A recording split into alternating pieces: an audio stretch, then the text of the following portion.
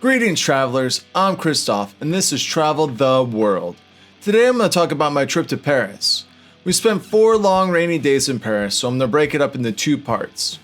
Paris is often referred to as the City of Light, both because of its leading role during the Age of Enlightenment, and more literally because Paris was one of the first large European cities to use gas street lighting on a grand scale.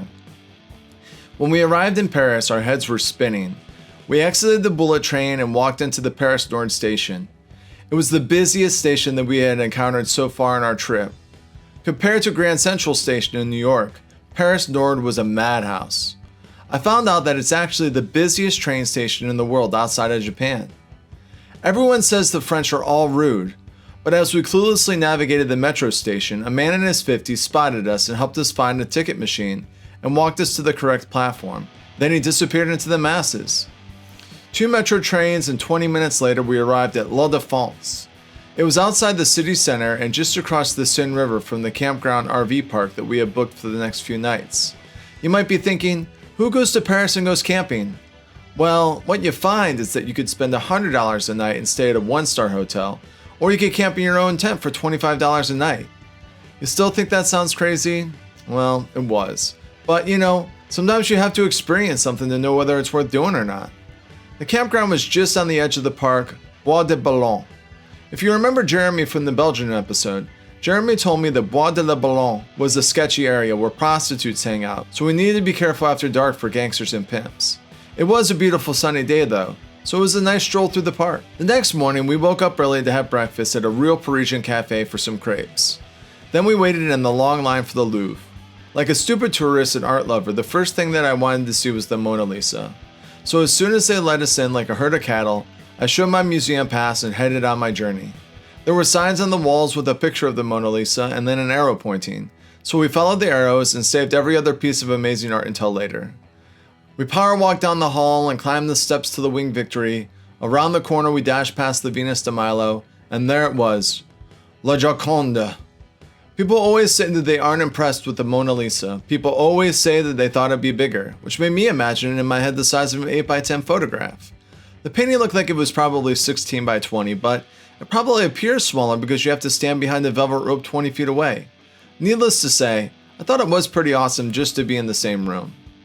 Luckily, Leonardo da Vinci was well represented in the museum, so even if you couldn't see the Mona Lisa up close, there were others of his that you could. His paintings of John the Baptist, Mary and Martha, and the one I called Hot Mona Lisa were enough to blow your mind and see how truly great he was.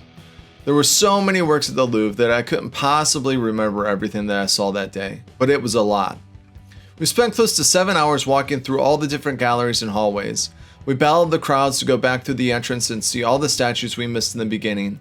We even went to the top floor where the less famous pieces were located. We were able to take in the masterfulness of the pieces without getting shoved away by inconsiderate art unappreciators. After we exited the Louvre, we found a market where we bought bread, cheese, prosciutto, grapes, and wine. We walked over to the Tuileries Gardens where we had a picnic and enjoyed the beautiful statues and hedges. It turned out to be a beautiful day in contrast to the rainy days of the past. The sun shined down and the grass was warm.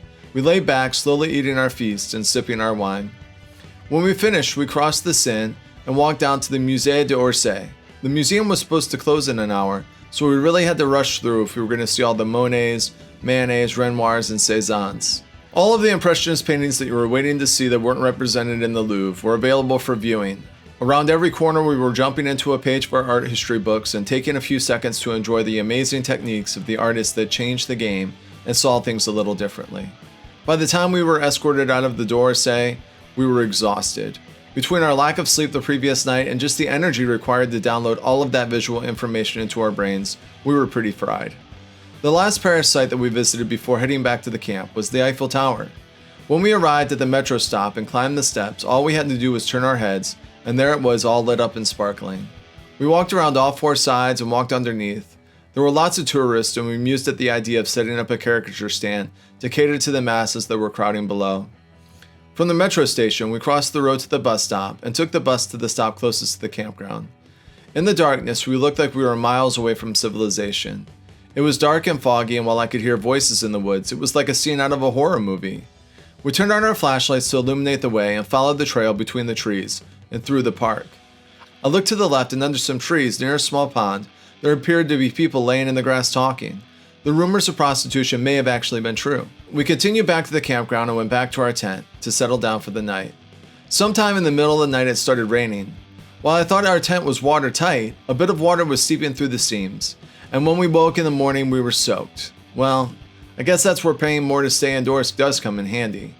Well, that was part 1 of Paris. Stay tuned for part 2. Remember to like, subscribe, and comment below. Keep traveling and spread love around the world.